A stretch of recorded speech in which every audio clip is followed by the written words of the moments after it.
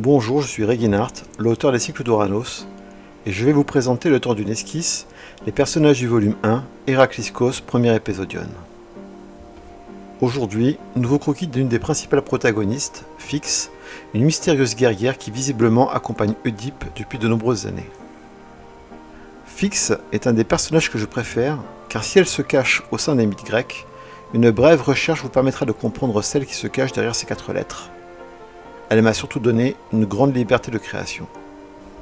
J'ai insisté avec le personnage d'Alcmène sur le propos féministe dans les cycles d'Oranos, mais dans les faits, les 3 personnages féminins qui font partie des principaux protagonistes sont dotés soit d'un fort caractère, soit d'une réelle puissance. Et parfois les deux.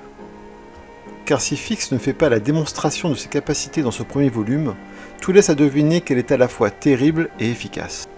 Il y a une case à la page 8 qui montre l'ascendant qu'elle a par exemple sur Oedipe qui, avant de faire part de certaines révélations, recherche son assentiment. La main qu'elle pose en réponse sur son épaule démontre son instinct maternel et protecteur malgré son air belliqueux. Il y a beaucoup de révélations à venir avec ce personnage. Qui est-elle vraiment ? D'où vient-elle ? Dans quelles circonstances fait-elle connaissance avec Oedipe ? Dans le second volume d'Héracliskos, le lecteur la verra partir à la rencontre d'autres grandes figures de la mythologie, et comprendra aussi qu'elle possède certaines clés d'un passé oublié dont elle a fait partie.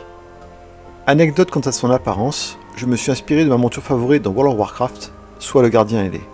D'où la teinte bleu-mauve de son armure. Une femme forte que je trouve très belle et que j'ai aimé rendre imposante pour les autres hommes.